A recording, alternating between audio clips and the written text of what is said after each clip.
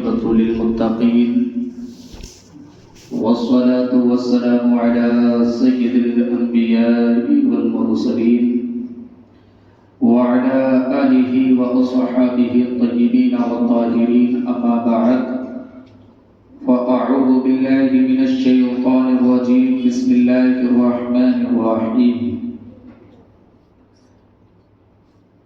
ولا تقولوا لمن يقتل في سبيل الله أموات آمنت بالله صدق الله ومولانا العظيم وصدق رسوله النبي الأمين المتين المبين الكريم ونحن على ذلك لمن الشاهدين والشاكرين والحمد لله رب العالمين.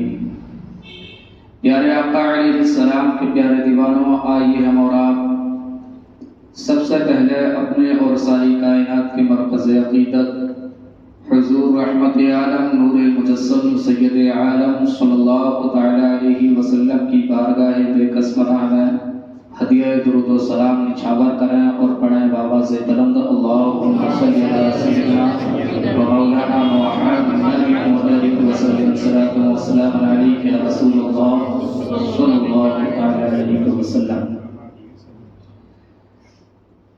آج کی یہ 9ویں نبی شب ہے. انشاءاللہ آج جمعرات ہے، کل جمعہ ہے، جمعے کی 10ویں شب ہے، سنیچر کے دن یوم عاشورے کا دن ہے، یعنی محرم کی 10 تاریخ ہے بروز سنیچر. تو الحمدللہ آپ حضرات اپنا وقت دے کر یہاں جمع ہوئے. 1 تاریخ سے آج تک لوگوں نے ساتھ دیا، الحمدللہ. وہ جو اب بھی ساتھ دے رہے ہیں سب لائق مبارکباد بھی ہیں، اور اس مقدس مہینے میں اور تو کوئی شکریہ آپ کا ادا نہیں کیا جائے گا. بس میں اتنا کہوں کہ آپ خوش نصیب ہیں جو امام حسین کی محفل آپ کو نصیب ہوئی. اپنے مقدروں پر ناز کریں. یہ ذکر شہدائے کربلا ہر وقت سننے نہیں ملتا. آپ سوچیں کہ بعد میں سن لیں گے، کہ بعد میں کر لیں گے، بعد میں نہیں ہوتا. بس کرنے کو تو کبھی بھی کر لیا جائے، ہر وقت وہ ہمارے دل میں ہے.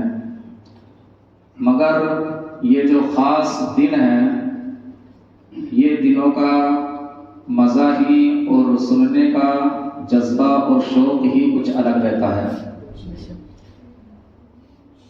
تو امام حسین کی محفل کو ہم نے الحمدللہ سجایا، اور عنقریب ختم بھی بہت جلد ہو جائیں گی. مگر آپ حضرات کچھ لوگوں کو دیکھا جاتا ہے جو کل تھے ان کے چہرے آج نظر نہیں آ رہے، جو آج ہیں کل بہت کم نظر آئیں گے. ایسا مت کرو، کیونکہ یہ ہماری یا کسی اور کی محفل تو ہے نہیں، یہ نبی کے خاندان، نبی کے گھر والوں کی محفل ہے.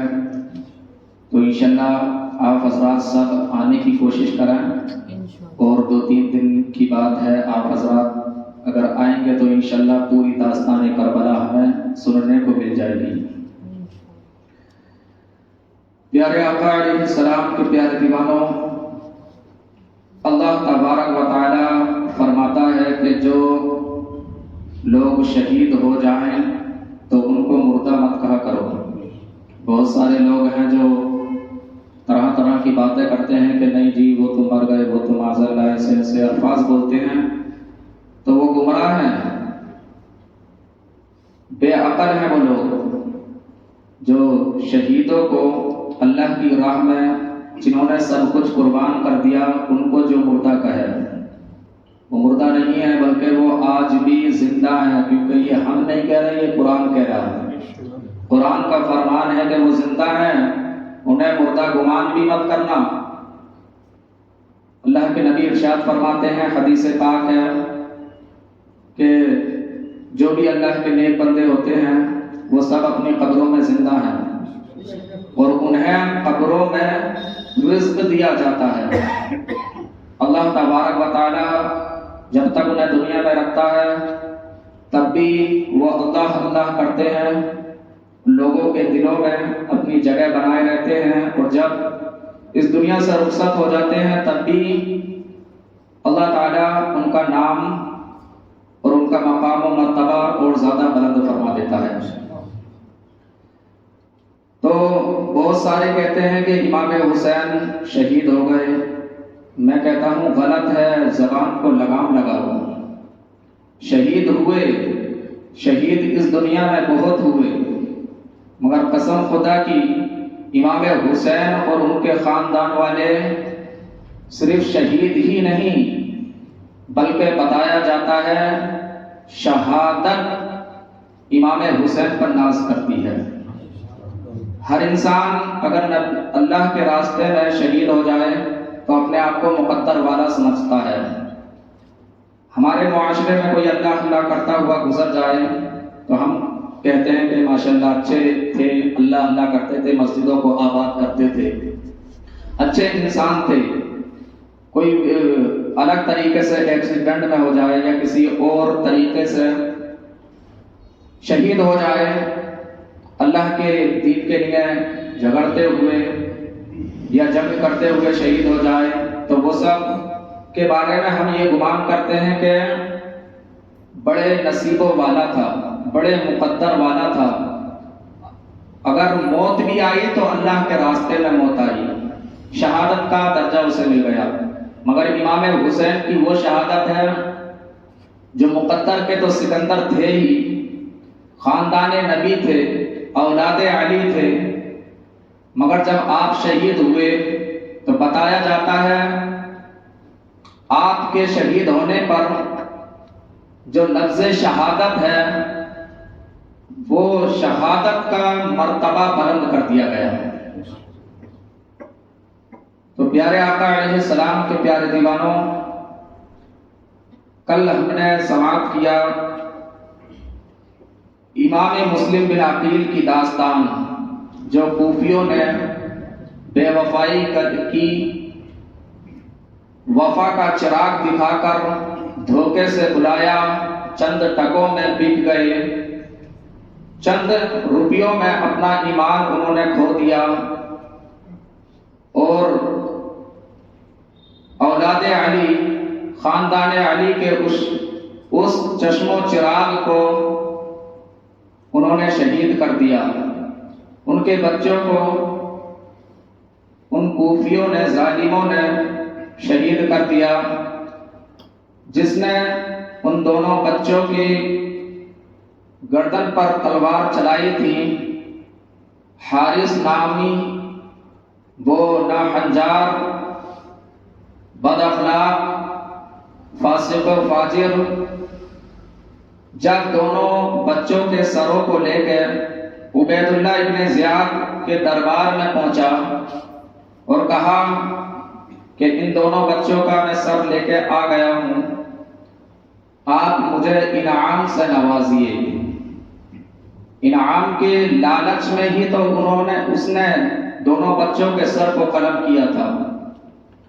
جب حارث گورنر ہاؤس پہنچا، دونوں سروں کو وہاں پر رکھ دیا، تو بتایا جاتا ہے عبید اللہ ابن زیاد نے نہ اسے کوئی انعام دیا، نہ کوئی پیسہ دیا، بلکہ گورنر ہاؤس سے باہر کر دیا۔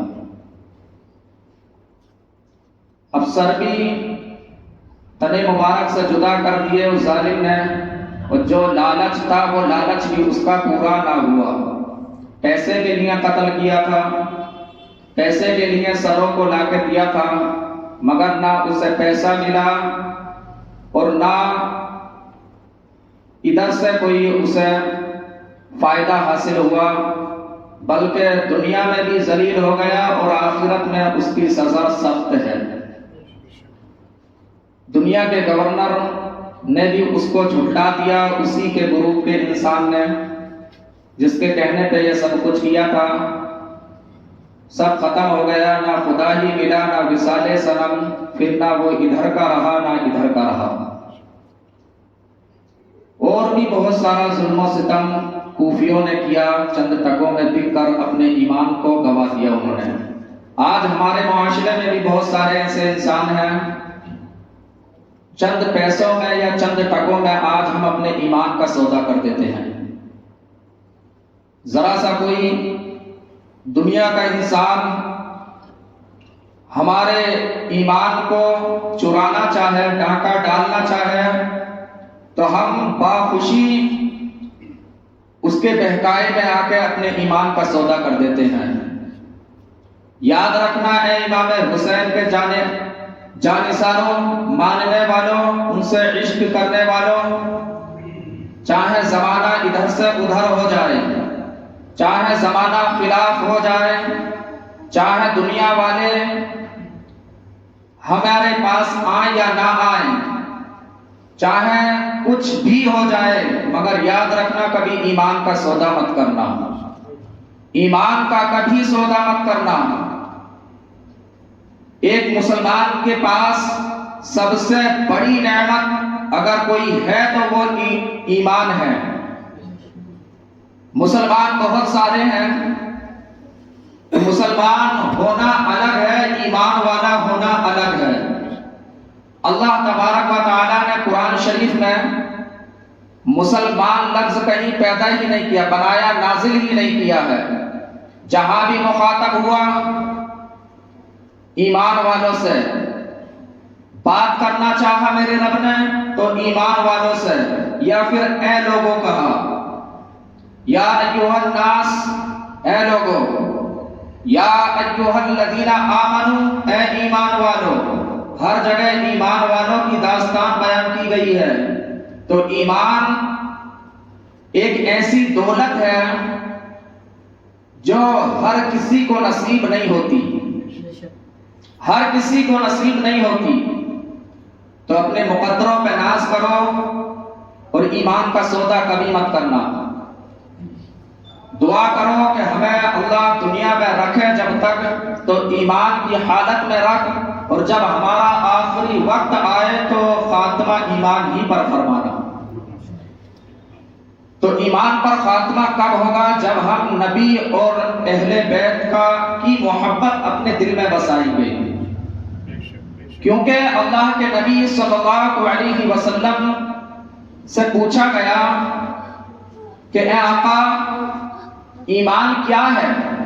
تو آپ نے فرمایا ایمان وہ ہے جو انسان مسلمان ہو کر کلمہ پڑھ کر اپنے گھر والوں سے، اپنے رشتہ داروں سے، اپنے کنبے والوں سے، اپنے تمام جائیداد، پیسہ، پراپرٹی، تمام بزنسوں سے زیادہ، سب سے زیادہ محبت اللہ اور اس کے رسول سے کرنے کا نام ایمان ہے۔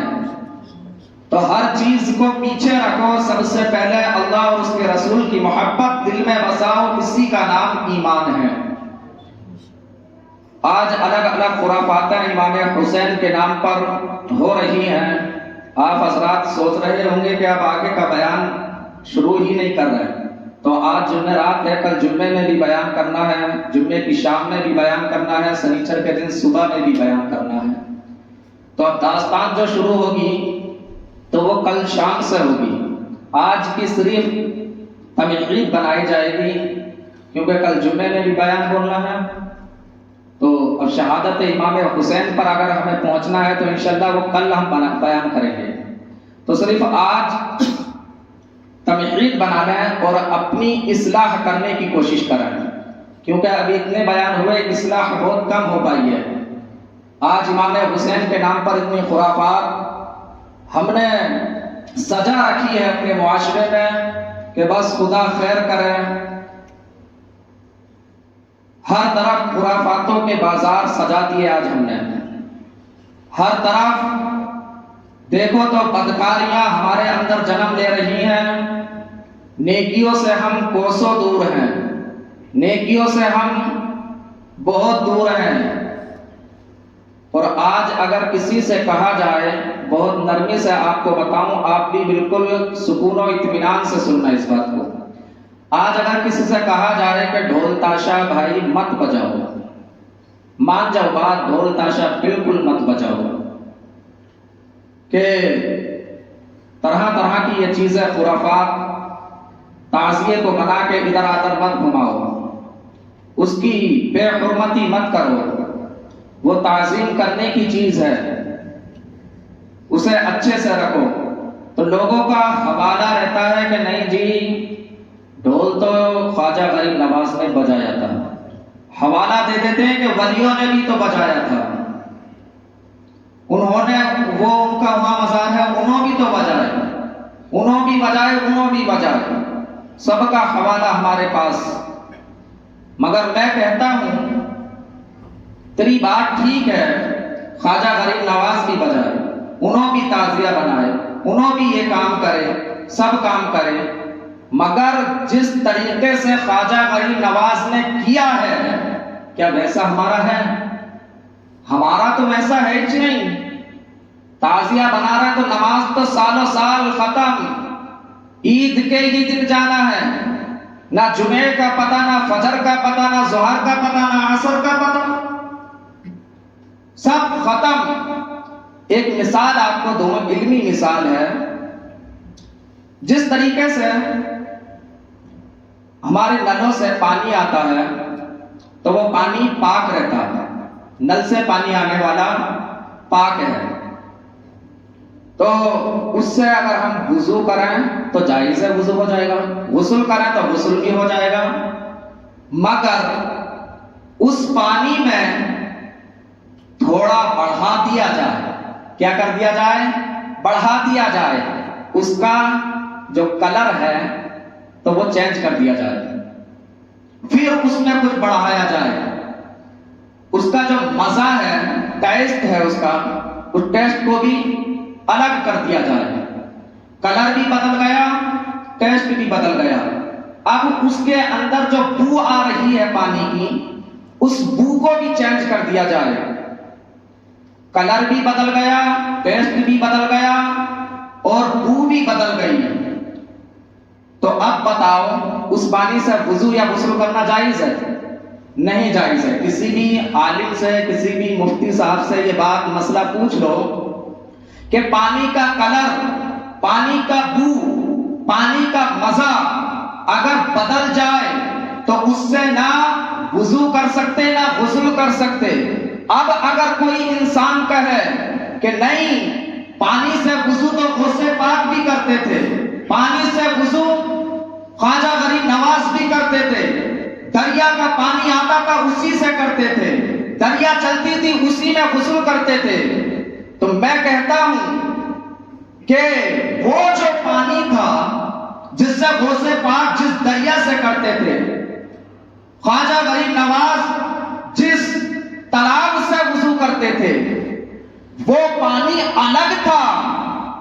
اب کا جو پانی ہے یہ، اس پانی کو ہم نے بڑھا دیا، کچھ لگا دیا اس میں، اس کا مزہ بدل دیا، سب کچھ ہم نے بدل دیا، اب اس سے تم غسل نہیں کر سکتے، حوالہ دو غسل پاک کرتے تھے، تو یہ حوالہ کام نہیں کرے گا، یہ دلیل نہیں ہے۔ اب کہیں کہ تعزیہ غوث پاک بنائے، خواجہ غریب نواز بنائے، تو وہ تعزیہ بنایا جو گیا تھا وہ الگ تھا اور ہمارا جو تعزیہ ہے وہ الگ ہے۔ ان کا ڈھول، ان کا تاشا الگ تھا، ہمارا الگ ہے، ہمارا خرافات کا بازار ہے اور ان کا تبلیغ کرنے کا ایک ذریعہ تھا، وہ ان کا الگ تھا، ہمارا الگ ہے۔ ہم کہاں ان کے طریقوں کو پہنچ سکتے ہیں؟ انہوں نے تو کہا کہ داڑھی بھی رکھو، پھر داڑھی تو دور تک ختم ہے جی۔ انہوں کہے اسلامی لباس سے چڑھا لو، تو اسلامی لباس تو دور تک دکھائی نہیں دے رہا۔ انہوں بولے کہ شریعت کے تمام احکام جاننے والا ہی ان کاموں کو کر سکتا ہے۔ کہاں شریعت کے احکام ہمیں پتہ، کہاں ہمیں ساری چیزیں پتہ ہے؟ تو بہرحال اگر بنانا ہے، ہم منع نہیں کر رہے ہیں، بالکل ایک دم منع نہیں کر رہے ہیں، جس طریقے سے ہم بنا رہے ہیں اس طریقے کو ہم منع کر رہے ہیں۔ ساری باتیں اپنے اندر پیدا کر لو، نمازی بنو، متقی بنو، پرہیزگار بنو، شریعت کے پابند بنو، اس کے بعد میں تعزیہ بناؤ، زیادہ بڑا مت بناؤ، امام حسین کا نقشہ بنا لو۔ کیوں بار بار بناتے ہو؟ ایک بار ہی بنا کے رکھ لو، سالوں سال چلے گا۔ چاندی کا بنا لو، سونے کا بنا لو، ہیرے جواہرات اس پہ لگا دو، اچھا ہے۔ کیوں ہر سال بناتے ہو، پھر توڑتے ہو، پھر اسے دفناتے ہو، کیوں ندی میں ڈالتے ہو اسے؟ ایک بار بناؤ، اچھی جگہ رکھو، پاک جگہ ہو، ناپاک جگہ نہ ہو۔ وہ جگہ جس جگہ کو ہم نماز کے لیے منتخب کرتے ہیں، ایسی جگہ ہونی چاہیے، جگہ پاک، وہاں رہنے والے جو مرد حضرات ہیں وہ پاک ہونے چاہیے، اور جب اس کی زیارت کی جائے تو مرد ہو تو عورت وہاں پر نہ ہو، عورت ہو تو مرد وہاں پر موجود نہ ہو، یہ طریقہ صحیح ہے۔ تو آج تو دیکھو تو سب مکس کر دیا ہم نے، سب کو الٹا سیدھا کر دیا۔ آپ کے سمجھ میں آئی بات؟ میں نے بالکل ناجائز نہیں بتایا، ایک طریقہ ہے بنانے کا۔ اب ہم دیکھو تو دوسروں کی نیندوں کو خراب کر رہے ہیں، طرح طرح کے یہ ڈھول تاشے بجا رہے ہیں۔ کل کا واقعہ واقعی دل کو ہلا دینے والا واقعہ تھا۔ ہم نے ذرا بھی اس سے درس حاصل نہیں کیا۔ بہت سارے الحمدللہ اللہ توفیق دی ہے، بہت سارے اچھے بھی ہیں، سب ایسے نہیں ہیں معاشرے میں، کچھ ہی رہتے ہیں، تو اللہ ایک نہ ایک دن انہیں بھی ضرور توفیق عطا کرے گا، ضرور توفیق دے گا۔ اور ہمارے سب جتنے ادھر ادھر بھٹکے ہوئے ہمارے نوجوان، ہمارے لوگ، ہمارے مسلمان ایمان والے حضرات جتنے بھی ہیں ادھر ادھر، وہ سب انشاءاللہ ایک نہ ایک دن ضرور اپنے رب کے اعلان پہ آ کے اپنے مرکز پہ جمع ہو جائیں گے، خرافاتوں سے توبہ کر لیں گے۔ تو امید ہے امام حسین کے صدقے میں سب کو اچھی نیک توفیق عطا فرمائے۔ اب دیکھیے اور بھی بہت ساری ہم خرافات کرتے ہیں، میں تو جانتا نہیں کہ یہاں ہوتا ہے ایسا یا نہیں ہوتا ہے۔ کہیں پہ کتابیں پڑھی جاتی ہیں امام حسین کی، کہیں یہ 16 سیدوں کی کتابیں ہیں، کہیں کچھ ہیں، کبھی کچھ ہیں۔ تو یہ ساری کتابیں پڑھنا، یہ کرنا وہ کرنا، سب جن کی کوئی دلیل نہیں ہے ان کتابوں کو پڑھنا بھی منع فرمایا ہے، اور جن کی کوئی دلیل ہے کتابوں کی، 16 سیدوں کی کتابیں ہیں، اگر ان کی دلیل ہے، مصنف جو لکھنے والا ہے وہ صحیح ہے، اس کی تحقیقات اگر ہم کریں تو وہ اہل سنت والجماعت والا ہونا چاہیے، اور عاشق امام حسین ہونا چاہیے، شریعت مصطفیٰ کا پابند اگر ہے تو اگر کتابوں میں باتیں صحیح اس نے لکھی ہیں تو وہ کتاب پڑھنا صحیح ہے، درست ہے۔ مگر کیا معلوم، مجھے یہ معلوم نہیں کہ یہاں ہوتا ہے یا نہیں، بہت ساری جگہوں پہ طرح طرح کی خرافات ہوتی ہے۔ کہیں یہ امام حسین کا نقشہ بنایا جا رہا ہے، کہیں سواریاں آ رہی ہیں، کہیں کچھ ہو رہا ہے، کہیں کچھ ہو رہا ہے۔ یہ سواری واری آنا سب فضول باتیں ہیں، ان باتوں پہ توجہ دینے کی ضرورت نہیں ہے۔ سواریاں کون ہیں؟ سواریاں کو اتنا ٹائم نہیں ہے، سب اپنی مصروفیت میں مصروف ہیں۔ وہ حضرات جو بزرگان دین تھے، امام حسین کی سواری کسی پہ آ رہی ہے، کسی پہ ان کی سواری آ رہی ہے، کسی پہ ان کی سواری آ رہی ہے، انہیں تو خود اپنی مصروفیت سے ٹائم نہیں ہے، اور ہم ناپاکوں کے پاس آ کے وہ کیا کریں گے؟ ناپاکوں کے پاس آ کے کریں گے کیا؟ پورا سال جو مسجد کا دروازہ نہ دیکھے، محرم والے دن تعزیہ جس دن بنایا 10 تاریخ کو اس پہ سواری آ جاتی ہے، یہ سب خرافات ہے۔ 10 تاریخ محرم کی اسی دن سواری کیوں آ رہی ہے؟ ارے اور دن بھی ہیں، اور دن بھی بلا، نماز پڑھو، سب دن بلا، سب دن نہیں، بس صرف اسی دن آئے گی۔ تو یہ سب تماشے ہیں اور کچھ نہیں ہے، ان باتوں پہ اپنا عقیدہ نہ رکھیں، یہ سب خرافاتی ہیں، اور یہ اہل سنت کا کوئی رویہ نہیں ہے، اہل سنت سے خارج ہیں یہ لوگ، کیونکہ ڈھول تماشا یہ کرنا وہ کرنا اہل سنت کا کام نہیں ہے، یہ تو شیعہ اور دیگر فرقے کرتے ہیں، ان کو ہم لوگ ان کو نہیں کرتے۔ یزیدیوں کا طریقہ ہے، انہوں نے جشن منایا تھا جب کوفے سے، جب کربلا کے میدان سے امام حسین کا سر مبارک نیزے کی نوک پہ رکھا تو جا رہے تھے ڈھول بجاتے ہوئے، ایک جشن نکال رہے تھے، بڑی خوشیوں کا اظہار کر رہے تھے۔ اور جب دمشق پہنچے تو دمشق کے جو چوراستہ تھا اس جگہ پر امام حسین کے سر مبارک کو وہاں پر رکھ دیا. اس کے بعد میں خوب انہوں نے ماتم بنایا، خوب پوری رات انہوں نے اپنا جشن منایا، بڑے اچھے طریقے سے ڈھول و تاشوں کا بازار انہوں نے گرم کیا. تو اب امام حسین کی شہادت پہ ڈھول بجانا اہل سنت والوں کا کام نہیں، کس کا کام ہے؟ یزیدیوں کا کام ہے. اگر شہادت امام حسین پر ڈھول بجانا جائز ہوتا یا تعزیہ بنانا جائز ہوتا یا ان کے نام پہ خرافاتوں کا بازار سجانا جائز ہوتا تو ہم تو ادنا حسینی بھی نہیں ہے. ایک بات سننا، ادنا حسینی بھی نہیں ہے. سب سے بڑا حسینی کون ہوگا؟ جس نے جنگ کربلا میں اپنے گھر کو لٹتے ہوئے دیکھا ہوگا. سب سے بڑا وہی ہوگا نا. تو کون تھا کربلا کے میدان میں جو باقی بچا تھا؟ حضرت امام زین العابدین.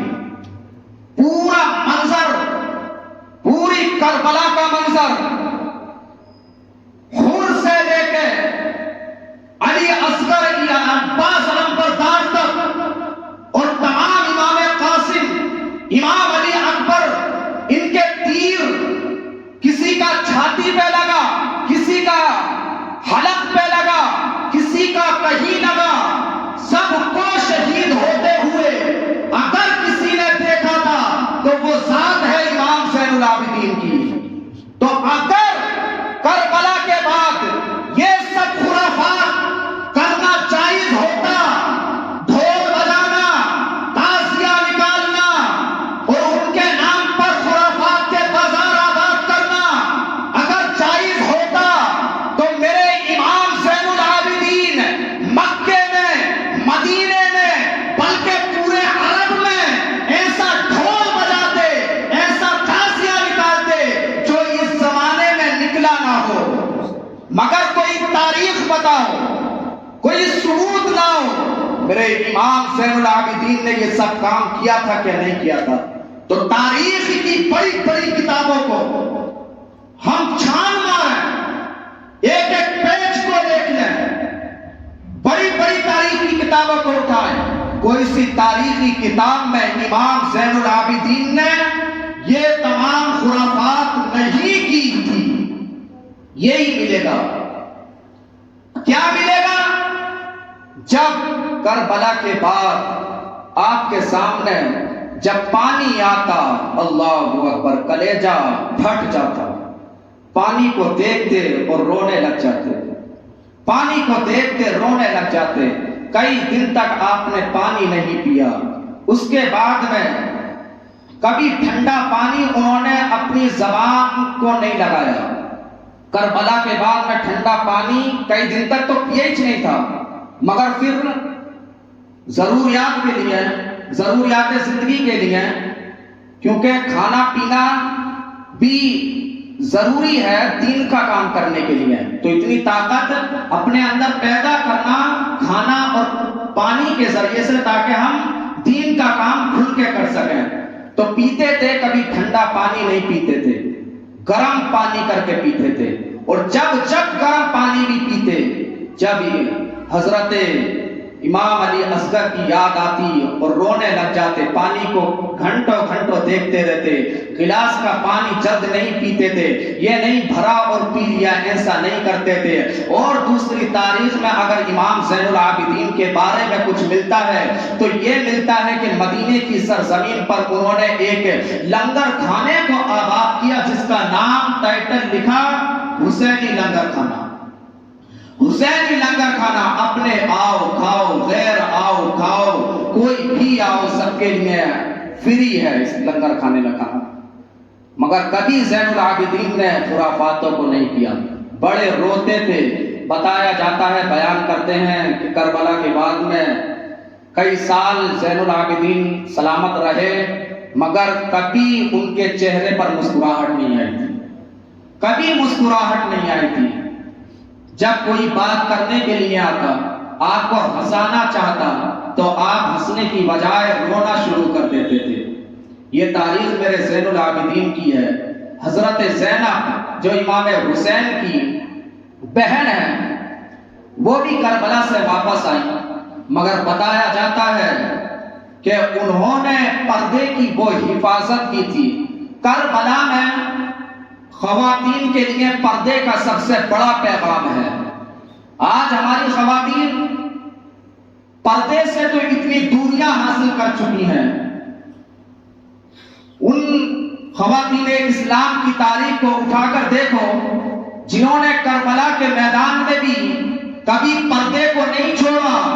بتایا جاتا ہے، تاریخوں میں آتا ہے کہ جب ان سیدانیوں کے دوپٹوں کو چھینا جا رہا تھا، ان کی کانوں سے بالیوں کو گھسیٹا جا رہا تھا، اس وقت حضرت زینب نے اعلان کیا تھا، اے میری گھر والیوں، اے سیدانیوں، تمہارے دوپٹوں کو کھینچ لیا گیا ہے اور کہیں ایسا نہ ہو ان یزیدی درندوں کی نظر ہمارے چہروں پہ پڑ جائے، بلکہ ایسا کرو اپنے بالوں کو آگے کر لو اور اپنے چہروں کی حفاظت کرو۔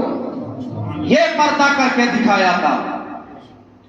اے خواتین اسلام، میں تم سے بھی کہتا ہوں، اگر کنیزان فاطمہ بننا ہے تو اپنے پردے کی حفاظت کرو، کیونکہ پردہ اسلام میں لیڈیز خواتین کے لیے اس کی حیا ہے، اس کی عزت ہے، اس کی آبرو ہے، سب کچھ۔ اگر اسلام میں مکمل طریقے سے آنا چاہتی ہو تو پہلے پردے کی حفاظت کرو۔ قسم خدا کی، پردہ ایک ایسی نعمت ہے، ایسی نعمت ہے جو ہر کسی مذہب میں نہیں ملی ہے، ہر کسی کو پردہ نہیں ملا ہے۔ مذہب اسلام نے عورت کا مقام بلند و بالا کیا ہے، عورت عزت والی ہے۔ ایک حدیث پاک میں آقا ارشاد فرماتے ہیں کہ میری امت کی عورت کی عزت کعبے سے بھی بلند ہے، کعبے سے بھی بلند ہے۔ تو کتنی عزتوں کو بلند کر دیا، کیا مقام خواتین اسلام کو اس مذہب اسلام نے دیا ہے۔ انہیں قیمتی چیز بتایا ہے کہ عورت قیمتی ہے، تو جو قیمتی ہوتی ہے اس کو پردے میں رکھا جاتا ہے، اس کو پردے میں رکھا جاتا ہے۔ کوئی ہوگا جو اپنے گھر کا سونا گولڈ دروازے پہ ڈالے اور چپلوں کو اندر لائے، ایسا نہیں ہوتا۔ کیونکہ چپل قیمت والے نہیں ہیں، گولڈ جو ہم نے رکھا ہے، ڈائمنڈ جو رکھا ہے، کیش جو رکھا ہے، پیسہ جو رکھا ہے، وہ قیمتی سمجھا، لوکر میں رکھا ہے، الماریوں میں رکھا ہے، بڑے بڑے لوکر بنا دیے کیونکہ وہ قیمتی چیز ہے۔ تو اسی طریقے سے مذہب اسلام نے قیمتی اگر کسی کو بتایا ہے تو وہ عورت کی ذات ہے، تو اسے پردے میں رہنا چاہیے۔ اے خواتین اسلام، اپنے آپ بھی پردہ کرو، اپنی بچیوں کو بھی پردہ کرنا سکھاؤ، بچپنے سے انہیں پردے کی عادت ڈالو۔ یہ نہیں کہ 10 سال کی ہو جائے، 12 سال کی ہو جائے، 15 سال کی ہو جائے، نہیں، جب بچی پیدا ہو جائے، عقل و شعور اس کے اندر آ جائے، جب سے اسے پردے کی عادت ڈالو، جب سے پردے کی عادت ڈالو۔ کیونکہ درخت ہم لگاتے ہیں تو شروع سے اس پر پانی ڈالنا پڑتا ہے، تب جا کے پھل ہمیں دیتا ہے۔ اگر تم زمین میں درخت لگاؤ، پانی اسے دو مت، بڑا ہو جائے تو دو اسے پانی، تو پھر وہ تمہیں پھل تو دے دے گا۔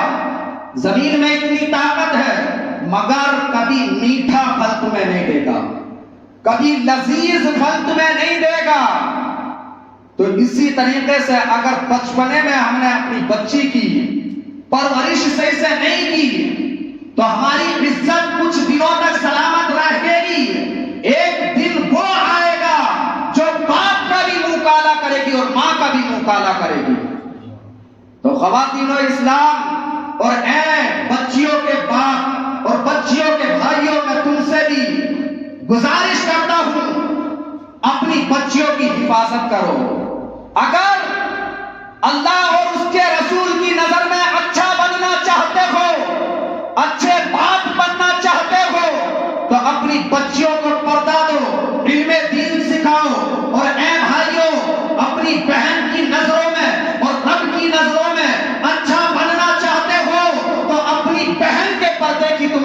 حفاظت کرو، کیونکہ بہن کا پردہ تم پر لازمی ہے، تم انہیں اچھا راستہ دکھاؤ، نہیں تو قیامت کے دن ایک عورت 4 مردوں کو جہنم میں لے کے جائے گی۔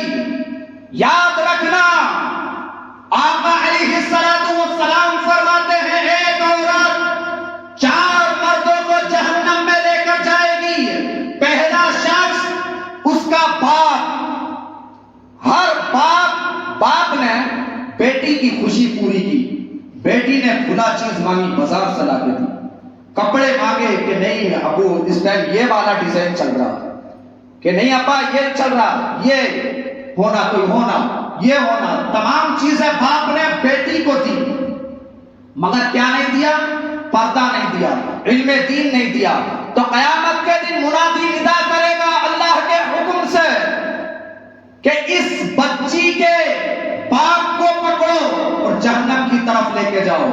پھر ایک ندا آئے گی کہ نہیں ٹھہرو، ابھی اس کے بھائی کو بھی پکڑو، کیونکہ بھائی بہن کے ساتھ کھیلتا رہا، بہن کی ہر خوشی کو بھائی نے پورا کیا، سب کچھ بھائی بہن کے لیے حاضر کرتا رہا، مگر اسے کبھی ترغیب نہیں دی۔ اسلام کا جو قانون ہے وہ قانون بہن کو نہیں سکھایا۔ باپ کو بھی پکڑو، بھائی کو بھی۔ پھر شوہر کی باری آئی، ندا کرے گا میرا رب کہ اس کے شوہر کو پکڑو، کیونکہ اس نے شوہر کا کوئی حق ادا نہیں کیا۔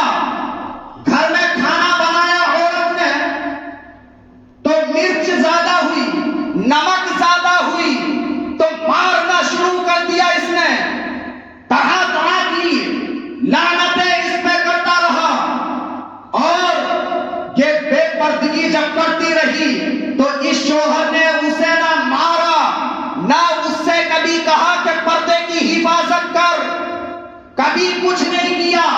باپ کو بھی پکڑو، بھائی کو بھی، شوہر کو بھی۔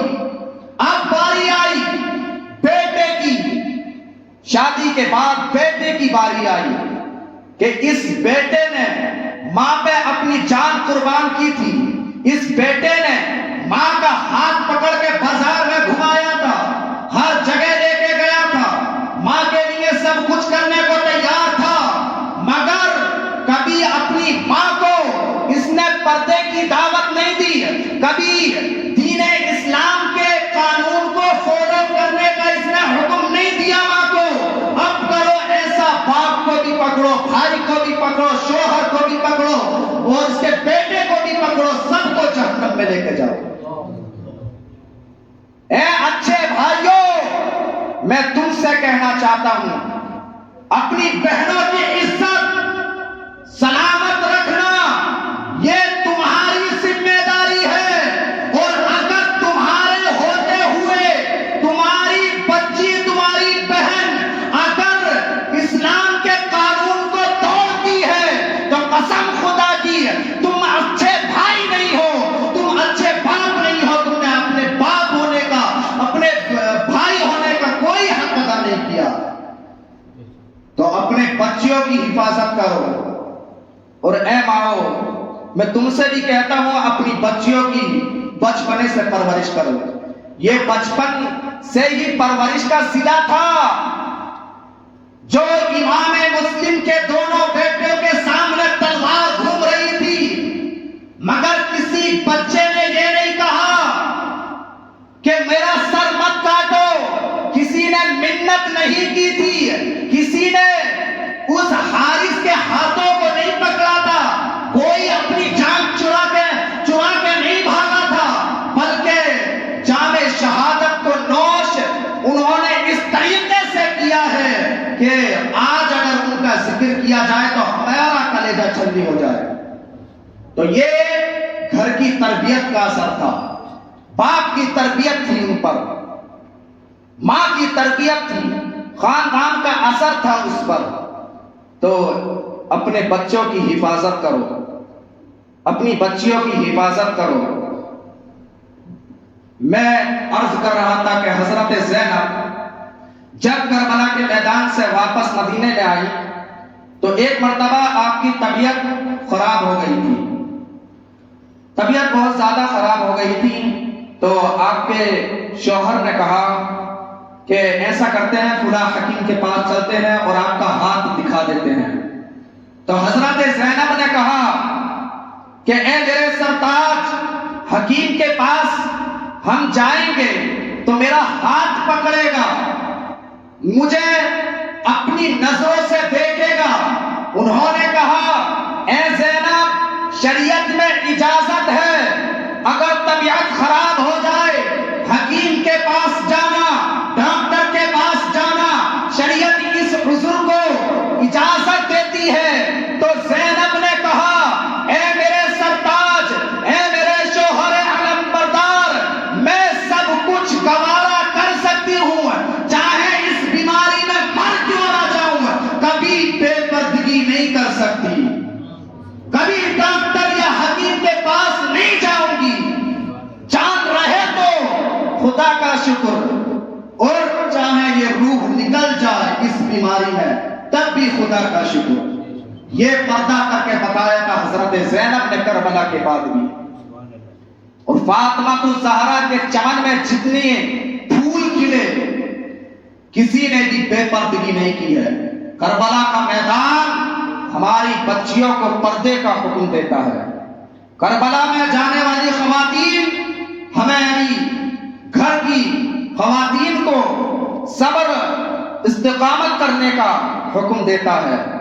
وہ کربلا کا میدان آج بھی ہمیں پکار رہا ہے، وہاں کے بچے ہمیں پکار رہے ہیں، ہماری بچیوں کو پکار رہے ہیں کہ میرے نانا مصطفیٰ کی امت میں کیسے کیسے یہ خرافات جنم لے رہی ہیں، کیسے کیسے انسان پیدا ہو گئے۔ قسم خدا کی آج بھی وہاں سے آواز آتی ہے کہ نانا کی امت میں جتنے خواتین اور جتنے مرد ہیں سب گناہوں کو چھوڑ کر آج بھی اپنے نانا کے مرکز پر جمع ہو جائیں اور خدا کے حکم پہ رہ کر زندگی کو گزارنا شروع کر دیں۔ امام حسین اور امام حسین کے تمام قافلے والے ہمیں دنیا میں بھی اپنائیں گے اور ہمیں آخرت میں بھی اس کا صلہ ضرور عطا کریں گے۔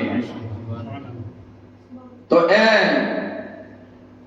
ذکر شہدائے کربلا میں آنے والوں، اور اے اپنے آپ کو حسینی اور الحمدللہ حسینی ہم ہیں اور حسینی کہلانے والوں، سب خرافاتوں کو بند کرو، اپنے گھروں میں اسلامی ماحول پیدا کرو، اپنی بچیوں کی حفاظت کرو، بچپنے سے انہیں پردے کا حکم دو، اپنے بچوں کو علی اصغر کی سیرت سناؤ۔ علی اصغر تو معصوم تھے، 6 ماہ کے تھے، کیا جانتے تھے کربلا کیا ہے، کیا جانتے تھے دین و اسلام کیا ہے، انہیں تو بولنے کا بھی ابھی شعور نہیں تھا، مگر کیا تربیت تھی قسم خدا کی۔ اس 6 ماہ کے علی اصغر نے کربلا کے میدان میں شہید ہو کے یہ بتا دیا کہ زندگی اصل یہ نہیں ہے بلکہ زندگی بچپنے سے یہ ہے کہ نبی کے دین پہ قربان ہو جانا۔ اور جس وقت علی اصغر شہید ہوئے قسم خدا کی پورا میدان کربلا ایک گونج اٹھا تھا، ایک آواز بلند ہو گئی تھی، پورے یزیدیوں کا ایک ہی منہ توڑ جواب ملا تھا۔ جس وقت امام علی اصغر کے حلقوم پر حلق پر تیر لگا تھا، سب کے پاؤں کے نیچے سے زمین نکل گئی تھی، سب کے بدن میں ایک آنکھ میں سارے روگٹے کھڑے ہو چکے تھے۔ جس وقت امام علی اصغر نے اپنی قربانی پیش کی تھی، اللہ اکبر، بتایا جاتا ہے جب امام علی اصغر کے حلقوم پر حلق پر جب تیر لگا تھا یزیدیوں کا تو قسم خدا کی جو خون نکلا تھا امام حسین نے اسے اپنے ہاتھوں میں لے لیا تھا اور ہاتھوں میں لے کر اللہ کی طرف اوپر کر کے اشارہ کیا، مولا یہ میرا چھوٹا سا بچہ تھا، چھوٹی سی میری جان تھی، آج اسے بھی تیرے دین پر میں نے قربان کر دیا ہے، تیرے اسلام پر میں نے قربان کر دیا ہے، نانا کی شریعت پہ میں نے قربان کر دیا ہے۔ میرے اس چھوٹے سے بچے کی قربانی کو مولا قبول فرما۔ بعض مفسرین فرماتے ہیں اس خون کو امام حسین نے اوپر اچھالنا چاہا تو آواز آنے لگی نہیں اسے اوپر مت اچھالنا، پھر زمین کی طرف اسے پھینکنا چاہا کہ زمین پہ ڈال دیا جائے یہ خون، زمین سے آواز آئی اے حسین یہ علی اصغر کا خون زمین پر مت ڈالنا، اگر زمین پر یہ خون گر گیا تو تا قیامت تک زمین سے کوئی سبزہ نہ اگے گا بلکہ یہ زمین بنجر بن جائے گی۔ اس لیے امام حسین نے اس خون کو لیا، اپنے منہ پر مل لیا، اپنی داڑھی پہ مل لیا۔ اللہ اکبر، جب علی اصغر کی شہادت ہوئی تھی تو قسم خدا کی پورا کربلا کا میدان کانپ اٹھا تھا، کانپ اٹھا تھا۔ قربانی تو بہت کی ہوئی تھی، شہید بہت ہوئے تھے، مگر جیسی قربانی علی اصغر کی ہوئی، پورے کربلا کے میدان میں جتنے یزیدی درندے تھے سب کی سانسیں رک گئی تھی، سب کے منہ کھلے رہ گئے تھے، کچھ کی تو تلواریں ہاتھوں سے گر چکی تھی کہ یہ کیسے لوگ ہیں جو اس بچے کو بھی اس کربلا کے میدان میں لے کر آ گئے۔ تو کسی دوسرے نے کہا تھا کہ یہ کوئی دنیا دار نہیں ہے، ہم گھمنڈ و تکبر میں، لالچ میں ان کے سامنے مقابلہ کرنے آ تو گئے ہیں، مگر یہ وہ خاندان کے افراد ہیں اگر ان کے سر کٹ بھی جائیں تب بھی ان کے سر قرآن کی تلاوت کرتے ہوئے نظر آتے ہیں۔ یہ خاندان دنیاوی خاندان نہیں ہے، یہ اس باپ کے بیٹے ہیں جو کسی میدان میں قدم رکھ دیتا تھا وہ میدان فتح ہوتا ہوا نظر آتا تھا۔ جس قلعے کو، خیبر کے قلعے کو کوئی فتح نہ کر سکا، علی کے مرتضیٰ نے ایک آواز میں خیبر کے قلعے کو فتح کر کے دکھایا تھا۔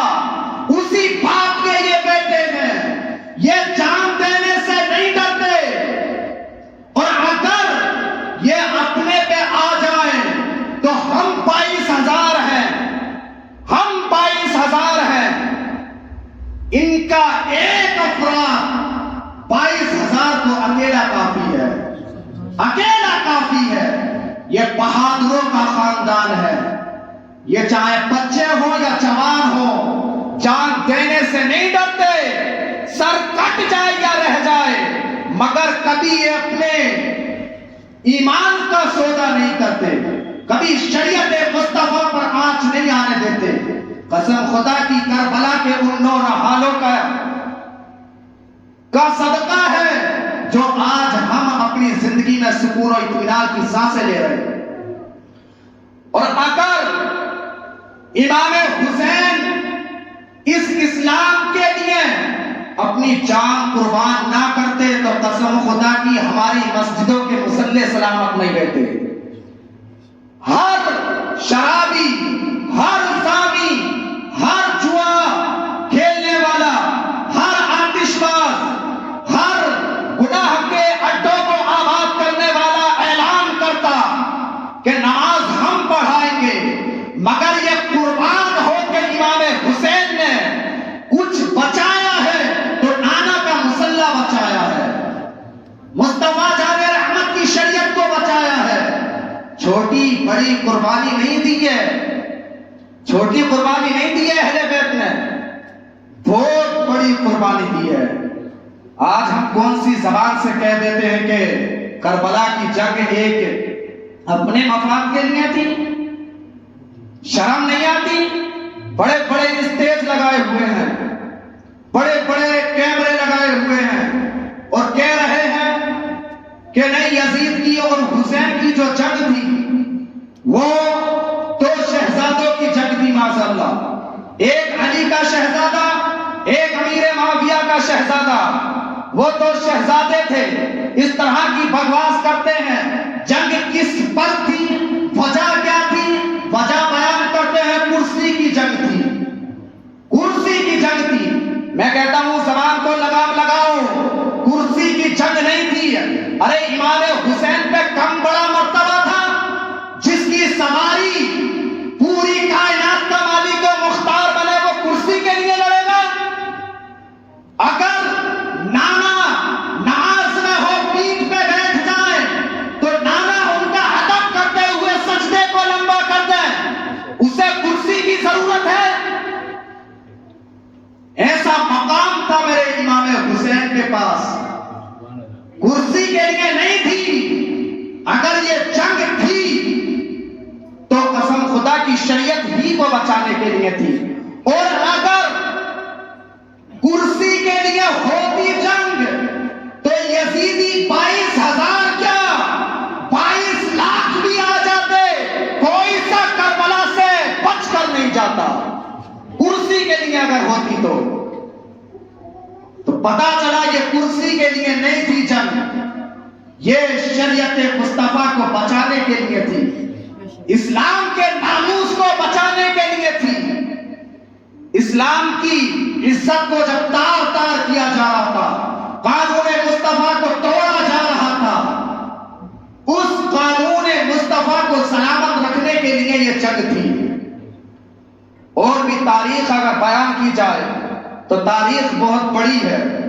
تو ہم شہادت امام حسین اور جو مکہ میں یہ قافلہ ابھی ہمارے بیان کے مطابق رکا ہوا ہے، اس قافلے کو انشاءاللہ کل ہم آگے بیان کریں گے، کیونکہ کل جمعہ کا بیان ہونا ہے اور کل شام میں انشاءاللہ جمعہ میں دوسرا کوئی اور موضوع لیں گے، اور شام سے پھر ہمارا جو مکے میں ہمارے بیان کے مطابق قافلہ رکا ہوا ہے امام حسین کا، اس کو کربلا تک اور کربلا میں کیا معاملات ہوئے، کس طریقے سے جنگ ہوئی، انشاءاللہ کل اس کو بیان کیا جائے گا. کچھ لوگوں کی فرمائش تھی، کئی لوگوں نے میرے کنے آ کے یہ بولا کہ جو شجرہ آپ نے پڑھا تھا وہ شجرہ اور سنا دیں ایک بار. کل جو نہیں پڑھ پایا تھا کیونکہ کل تھوڑا ایموشنل بیان ہو گیا تھا اور شہادت پہ، تو انشاءاللہ آج ہمارے خواتین اسلام کی بھی یہ فرمائش تھی، ہمارے چچا کہہ رہے تھے، تو انشاءاللہ اب بس 2-3 منٹ میں یہ شجرہ آپ کو سناؤں، اس کے بعد میں بس رخصتی، اور انشاءاللہ کل سے جو بیان رہے گا تو وہ ہمارے جو قافلہ مکہ میں رکا ہوا ہے اس کے آگے ہی بیان انشاءاللہ کریں گے. تو آپ حضرات خاموشی سے بیٹھیں اور صحیح سے سننے کی کوشش کریں. ہر نام برکت والا ہے، ہر نام عظمت والا ہے، رفعت والا ہے. جن پشتوں میں نور محمدی آیا، قسم خدا کی وہ خود بھی چمکے اور ان کا زمانہ بھی چمکتا رہا، کیونکہ جس پشت میں نور محمدی آ جائے وہ پشت کوئی معمولی نہیں ہے، بڑی عظمتوں والی ہے، بڑی رفعتوں والی ہے. وہ خاندان، وہ انسان جن کی پشتوں میں آئے میرے نبی، تو وہ بڑے عظیم الشان تھے. تو دنیا کا سب سے پہلا جو انسان تھا وہ کون؟ حضرت آدم علیہ السلام. ان سے پہلے کوئی تھا دنیا میں؟ نہیں تھا. سب سے پہلے آپ ہی تشریف اس زمین پر لائے. اللہ تعالیٰ نے انسانی شکل و صورت سب سے پہلے آپ ہی کو عطا فرما کے اس زمین پہ بھیجا تھا. حالانکہ نور محمدی تو تھا ہی اس دنیا میں، اللہ کے قرب میں تھا، مگر انسانی وجود دے کر اس نور میں سے حضرت آدم علیہ السلام کو سب سے پہلا دنیا کا انسان بنا کر اس زمین پہ بھیجا تھا. تو اب ان کے بعد میں آپ کے بیٹے اور حضرت آدم علیہ السلام کی پیشانی میں ایک روایت کے اکارڈنگ کہ ان کی پشت میں یعنی پیچھے کی جانب نور محمدی چمک رہا تھا، تو فرشتے ادب سے حضرت آدم علیہ السلام کے پیچھے کھڑے ہوئے. حضرت آدم علیہ السلام نے اللہ کی بارگاہ میں عرض کیا، مولا یہ تیری نورانی مخلوق ہے، فرشتے ہیں، یہ میرے پیچھے کیوں کھڑے ہیں؟ تو اللہ تبارک و تعالیٰ نے فرمایا کہ یہ تیری وجہ سے نہیں کھڑے ہیں، بلکہ تیری پشت میں میرے نبی کا نور موجود ہے، اس کی زیارت کرتے ہوئے کھڑے ہیں۔ تو آدم علیہ السلام نے کہا مولا وہ نور محمدی تو کہیں ایسی جگہ منتقل کر تاکہ اس کی میں بھی زیارت کر سکوں۔ تو قسم خدا کی وہ نور محمدی پشت میں سے آپ کے ناخونوں میں آ گیا تھا۔ جیسے ہی ناخونوں میں آیا حضرت آدم علیہ السلام نے ڈائریکٹ چوم لیا، آنکھوں سے لگا لیا۔ یہ سنت نبی کے نام پر انگوٹھے چومنا کا اور آنکھوں سے لگانا حضرت آدم سے ثابت ہے، حضرت آدم علیہ السلام سے ثابت ہے۔ تو بہرحال اسی طریقے سے پھر منتقل ہوتا گیا۔ تو آپ سماعت کریں، حضرت آدم علیہ نبی علیہ السلام، حضرت آدم کے بیٹے شیش اور شیش کے بیٹے یانس، یانس کے بیٹے مینان، مینان کے بیٹے مہلائل، مہلائل کے بیٹے بیارت، بیارت کے بیٹے ادریس، ادریس کے بیٹے متوشق، متوشق کے بیٹے لمکنین، لمکنین نام کے بیٹے نوح، نوح کے بیٹے سام، سام کے بیٹے زلحاد، زلحاد کے بیٹے شالک، شالک کے بیٹے عابر، عابر کے بیٹے داتا، داتا کے بیٹے راوا، راوا کے بیٹے شارو، شارو کے بیٹے ناخور، ناخور کے بیٹے طارق، طارق کے بیٹے ابراہیم خلیل اللہ، ابراہیم خلیل اللہ کے بیٹے اسماعیل ذبیح اللہ، اسماعیل ذبیح اللہ کے بیٹے قیدار، قیدار کے بیٹے عوام، عوام کے بیٹے حمل، حمل کے بیٹے صابر، صابر کے بیٹے سلمان، سلمان کے بیٹے علی حسن، علی حسن کے بیٹے الیاسا، الیاسا کے بیٹے حود، حود کے بیٹے ابا، ابا کے بیٹے عدنان، عدنان کے بیٹے معد، معد کے بیٹے نزار، نزار کے بیٹے مدر، مدر کے بیٹے الیاس، الیاس کے بیٹے مدرکہ، مدرکہ کے بیٹے خزیمہ، خزیمہ کے بیٹے کینانا، کینانا کے بیٹے نظر، نظر کے بیٹے مالک، مالک کے بیٹے فہر، فہر کے بیٹے غالب، اور غالب کے بیٹے لوئی، لوئی کے بیٹے قص، لوئی کے بیٹے کعب، کعب کے بیٹے مرہ، مرہ کے بیٹے کلاب، کلاب کے بیٹے قصی، اور قصی کے بیٹے عبد مناف، عبد مناف کے بیٹے ہاشم ہیں، اور ہاشم کے بیٹے عبد المطلب ہیں، عبد المطلب کے بیٹے عبداللہ ہیں، اور عبداللہ کے بیٹے محمد الرسول اللہ ہیں، محمد الرسول اللہ ہے۔ اب آ جائیں تھوڑا اور پیچھے، عبد مناف کے بیٹے ہاشم، ہاشم کے بیٹے عبد المطلب، عبد المطلب کے دو بیٹے، ایک بیٹے کا نام عبداللہ، دوسرے بیٹے کا نام جناب ابو طالب۔ عبداللہ کے بیٹے محمد الرسول اللہ، جناب ابو طالب کے بیٹے حضرت علی کرم اللہ، اور علی کریم و کرم اللہ کے بیٹے امام حسن اور حسین، اور حسین کے بیٹے زین العابدین، زین العابدین سے آج تک سلسلہ چل رہا ہے، آج تک سیدوں کا سلسلہ چل رہا ہے۔